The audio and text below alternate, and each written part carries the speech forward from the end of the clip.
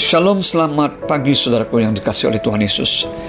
Pagi ini kita akan bersama-sama merenungkan satu bagian firman Tuhan dengan judul Tetap Menjaga Kesatuan Tubuh Kristus Melalui Berbagai Karunia yang Tuhan berikan. Dalam 1 Korintus pasal 12 ayat 4-7, demikian bunyi firman Tuhan. Ada rupa-rupa karunia, tetapi satu roh, dan ada rupa-rupa pelayanan, tetapi satu Tuhan. Dan ada berbagai-bagai perbuatan ajaib, tetapi Allah adalah satu yang mengerjakan semuanya untuk semua orang. Tetapi kepada tiap-tiap orang dikaruniakan penyataan roh untuk kepentingan bersama.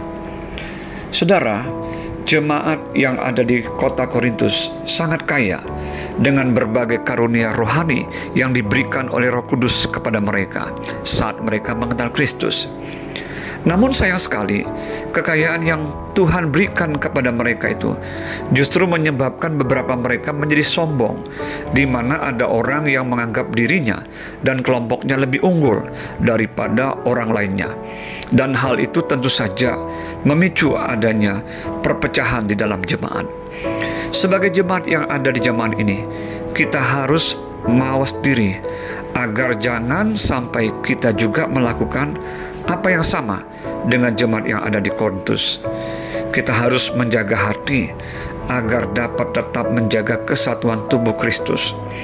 Jangan pernah menganggap diri kita lebih superior, lebih rohani, lebih suci, dan lebih layak di hadapan Tuhan. Apalagi bila kita dikaruniai berbagai karunia rohani tertentu. Berhati-hatilah untuk tidak menjadi sombong, karena semuanya itu berasal dari Roh Kudus untuk membangun jemaat demi kepentingan bersama. Di dalam konteks 1 Korintus 12 ini, Rasul Paulus hendak menjelaskan kepada jemaat agar mereka dapat benar-benar memahami untuk apa sebenarnya karunia roh itu diberikan. Rasul Paulus mengingatkan jemaat agar tetap menjaga kesatuan tubuh Kristus, dan supaya mereka jangan membiarkan dosa kesombongan, menganggap diri lebih baik dan lebih hebat daripada orang lain, iri hati, suka menghakimi, dan mencari pujian untuk kemuliaan diri sendiri, menguasai diri mereka.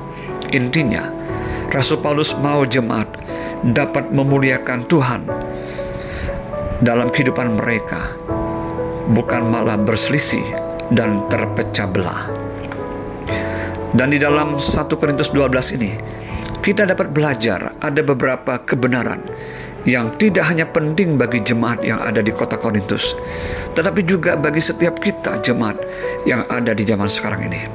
Beberapa kebenaran itu adalah sebagai berikut. Yang pertama, tidak ada seorang pun yang dapat mengaku Yesus adalah Tuhan bila ia tidak mendapatkan pencerahan dari Roh Kudus.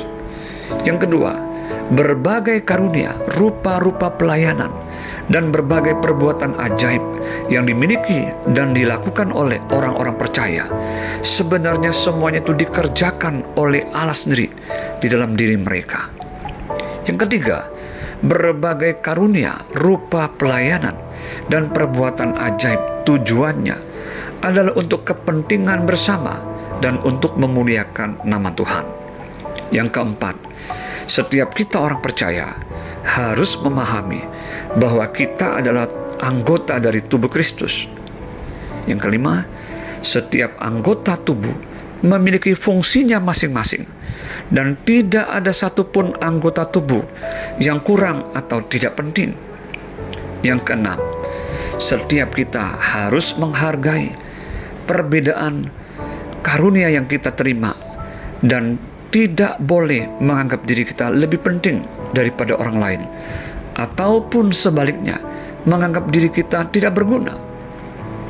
Yang terakhir, Tuhan menghendaki kita sebagai jemaat atau tubuh Kristus tidak terpecah belah, tetapi supaya anggota-anggota tubuh Kristus yang berbeda karunianya itu saling memperhatikan. Mari kita mau bersehati sebagai anggota tubuh Kristus untuk saling mengasihi, saling mengampuni, saling membangun, saling menghargai dan menghormati, serta saling memperhatikan. Melalui kesatuan ini, maka kita semua akan menjawab doa Tuhan Yesus di dalam Yohanes 17. Dan kita dapat memuliakan Bapa kita yang di sorga. Selamat pagi, selamat beraktivitas. Tuhan Yesus memberkati. Shalom.